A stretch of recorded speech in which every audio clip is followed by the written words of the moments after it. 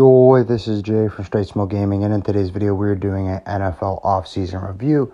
As you guys know, this has been a series that we've been doing here. This will be the fourth video of the series. All the other ones will be linked down in the description of this video. So if you haven't seen them, go ahead and check them out, especially if you're interested in them.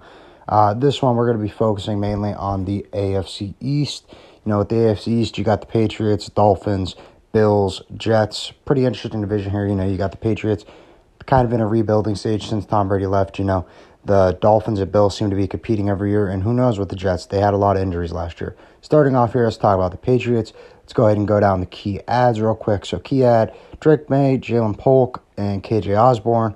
Talk about them for a second. Drake May, third overall pick in the draft.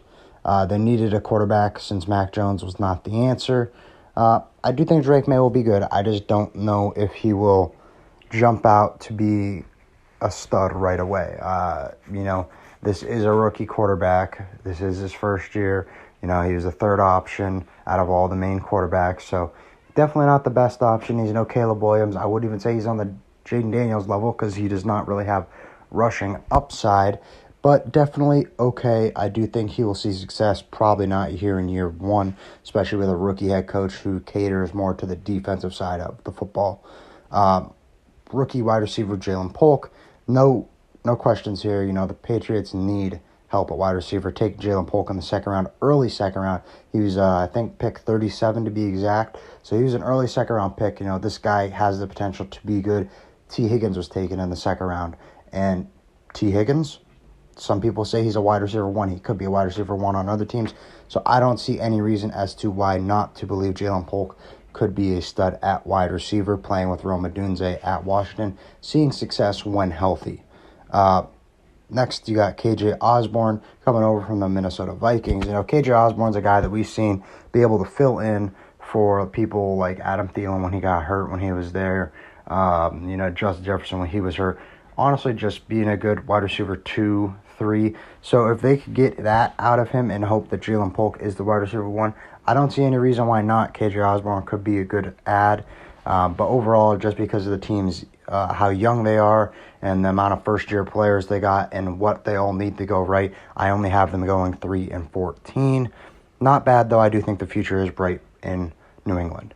Starting off next with the Buffalo Bills, talk about key adds. Keon Coleman, I guess you technically could also add Curtis Samuel in there, depending how much you value him. I don't think Curtis Samuel is that much of a difference maker. I view Curtis Samuel kind of already as to what Khalil Shakir is, a wide receiver 3, a slot guy. I don't think Shakir is much more than that. We haven't really seen much from him. I know from Bills fans that I've talked to, they are counting on him to step up because the Bills, they lost Stephon Diggs. They traded him to the Texans. So now you're out your wide receiver 1. You take Keon Coleman in the second round, early second round. You're hoping that he can propel himself as your wide receiver 1. You're going to need someone to take over wide receiver 2. And you're going to need someone to take over wide receiver 3. And that's where Shakir and Samuel will go. I don't know if Samuel's good enough to be a 2. And I don't know if I trust Shakir to be the answer at wide receiver 2. But, you know, the Bills, they still are good. I have them going 10-7. A winning record, I don't know if they're going to dominate the AFC East like they have the past couple years. But I don't see why the Bills wouldn't be good. You know, you still got Josh Allen. You still got your head coach. You got your defensive-minded head coach. You kept your defensive line intact pretty much. And, you know, offensively, your offensive line is still good. Still got James Cook. So, really, the Bills did take some losses, like with losing both safeties, Micah Hyde and Jordan Poyer. But as long as Josh Allen's there and healthy and he can propel Keon Coleman to be the wide receiver 1 that they are hoping him to be, which I don't see why not. When I see Keon Coleman, I really do think he will be a good wide receiver in the league. Josh Allen is he's a rocket arm. You throw it up there, he needs a wide receiver to go and get it. Keon Coleman is that guy. Dalton Kincaid should only be getting better. James Cook should only be getting better. So this offense is young. I do see some growing struggles, and the defense did take some blows, but I still see a 10-7 record for the Bills. Next up, the New York Jets. I'll talk about key adds for a minute. Tyron Smith, Mike Williams, and Olu Fashanu. Let's go down the line here. Tyron Smith coming over from the Dallas Cowboys. You know, this is a guy, when he's healthy, he's really good. It's just a matter of when and if he can stay healthy. Mike Williams, same thing. Good wide receiver 2 with the Chargers. most times kind of played some games as a wide receiver. One, it was really good because of Keenan Allen's injury history the past couple of years, not like recently, but dating back 2-3 years. Keenan Allen wasn't the most healthy player. And then the first round, they go ahead and draft Olu Fashanu, one of the better tackles out of Penn State in the first round. And, you know, when you have a guy like Aaron Rodgers who's not getting any younger, I do believe he's 39 or 40, one of the two, coming off an Achilles tear, you're going to want to protect him. And I have the Jets going 9-8 only because I don't know how healthy this team will be. I don't know how healthy Aaron Rodgers will be. He didn't do the traditional surgery. He did kind of like what the same thing Cam Akers did, and we see what Cam Akers did. He had a lot of promise and just fell off. So I don't know if it's going to be the same for Rodgers. I'm not here to say it is, but I'm also not really ready to put all my eggs in one basket with the New York Jets saying they're going to go ahead and win this division by far. I could see them winning a couple more games. I could see them being close. Obviously, the Dolphins, they're on the same tier with them. If the Bills have people that step up, I could see those three teams kind of all being in the same tier level for me. But, yeah, I mean, the Jets, they got a good roster. You got Breece Hall. He should only be getting better. Garrett Wilson. It's just a matter of health with this New York Jets team. I do like the defense they have. I like the head coach they have. I don't think that's the problem. I think health in the offense is going to be the problem for the Jets. The next up and last, we got the Miami Dolphins. Talk about key adds here.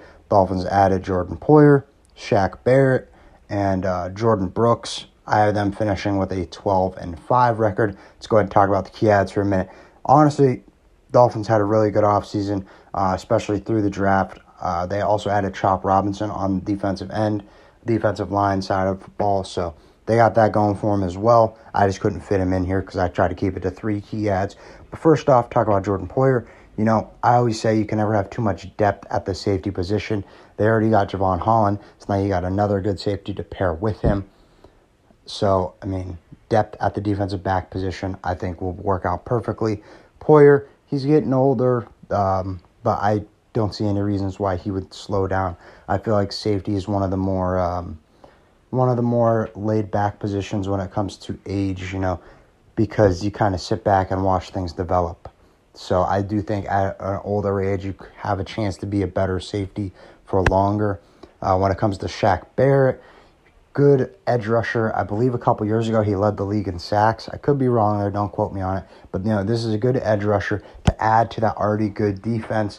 I think that was a good move by the Dolphins. Now you got someone on the other side of Chop Robinson or whoever you want to plug in there, Jalen Phillips. They've been doing a lot, Bradley Chubb, for the offense or defensive line in recent years. And then you go ahead and add a guy like Jordan Brooks. Jordan Brooks is going to be your Jerome Baker replacement at middle linebacker. Good middle linebacker coming from Seattle. You know, as a Rams fan, I had to watch him twice a year. Pretty underrated. The 3 years, $30 million price tag's probably fair, averaging to about 10 a year. So, yeah, the Dolphins, they did a lot. The offense is still there. As long as Tua can stay healthy and the offense keep clicking, I think they will win this division. I do think it'll be a close division, though. I'm not saying it's going to be a landslide because, you know, if the Jets stay healthy and they get good, all that, they can compete for this. If the Bills have Keon Coleman play at Stephon Diggs level and Shakir can step up and other people on the defense can step up, I don't see why the Bills can't compete. So this should be an interesting division this year, mainly depending on health and how rookies do. But that's all we got in this video, so go ahead and leave a comment down below. Let me know what you think about these teams, if I missed any key adds for any of these teams. But like I was saying, that's all. So if you enjoy, please like and sub for more Madden content. We'll see you in the next video. Bye, guys.